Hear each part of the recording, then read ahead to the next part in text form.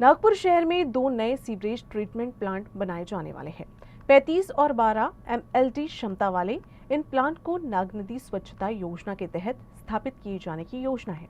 इसके लिए VNIT और PKV की जगहों का चयन किया जा चुका है।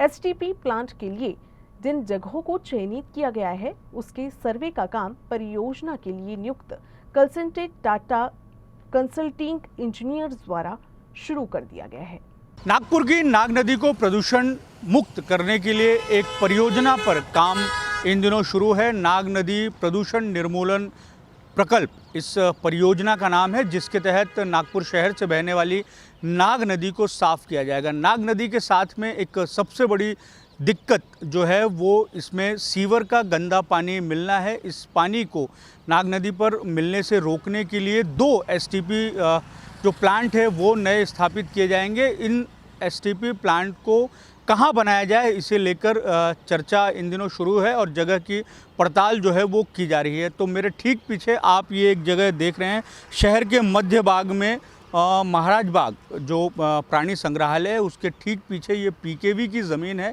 इसी ज़मीन पर एक STP प्लांट जो है वो लगाया जाएगा। नागपुर महानगर पालिका ने और जो कंसल्टिंग कंपनी है, उन्होंने जो नाग नदी को प्रदूषण मुक्त बनाए जाने को लेकर जो प्रोजेक्ट बनाया है, उसमें कई तरह के जो काम हैं वो किए जाने वाले हैं। उसका काम जो है वो शुरू हो गया है और फिलहाल जो है STP सीवरेज ट्रीटमेंट प्लांट जो है वो लगाए जाने को लेकर, उसे कहाँ लगाया जाए इसे लेकर जो है वो चर्चा शुरू है।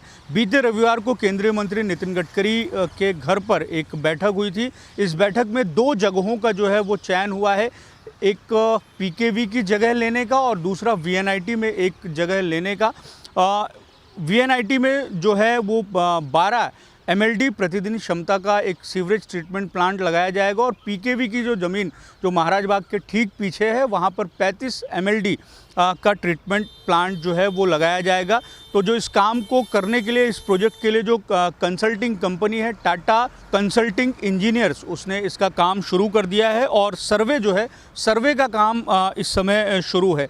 नागपुर महानगर पालिका ने ये जो दोनों विभाग हैं, चाहे वो PKV हो या VNIT है, उनको STP प्लांट के लिए जगह उपलब्ध कराने को लेकर जो है वो निवेदन किया है। इस निवेदन पर इन दोनों ही विभागों का, इन दोनों ही जो कार्यालय हैं, उनका ये कहना है कि कितनी ज़मीन लगेगी, कम से कम STP के लिए कितनी जगह लगेगी, इसका वो सर्वे करें और उसके बाद में हमें जानकारी दें और उसके बाद में उसके आगे की प्रोसेस जो है वो शुरू की जाएगी। तो टाटा कंसल्टिंग इंजीनियर्स ने STP को बनाए जाने को लेकर, उसका निर्माण किए जाने को लेकर अपना एक तरीके से काम शुरू कर दिया है। जो जानकारी निकल के आई है उसके मुताबिक इन दोनों ही STP प्लांट के लिए 5 से 6 एकड़ के बीच में जगह जो है वो नागपुर महानगर पालिका को चाहिए। इन दिनों नदी की शक्ल उसकी कम है, नाले की स्थिति ज़्यादा है, चूँकि गंदा पानी जो है वो इसमें मिलता है, सीवर का पानी इसमें मिलता है। उसे रोके जाने को लेकर 2 STP प्लांट जो है वो लगाए जाने बहुत ज़्यादा ज़रूरी है। इस दिशा में जो है वो काम होता हुआ हमें दिखाई दे रहा है, लेकिन इन दोनों प्लांट के लिए जो सबसे ज़रूरी है वो जगह का उपलब्ध होना। तो जगह को एक तरीके से चयनित किया जा चुका है, अब उसे हासिल करने की जो प्रक्रिया है वो नागपुर महानगर पालिका के द्वारा शुरू की जा चुकी है। वीडियो जर्नलिस्ट अतुल गवई के साथ दिव्येश द्विवेदी, UCN न्यूज़, नागपुर।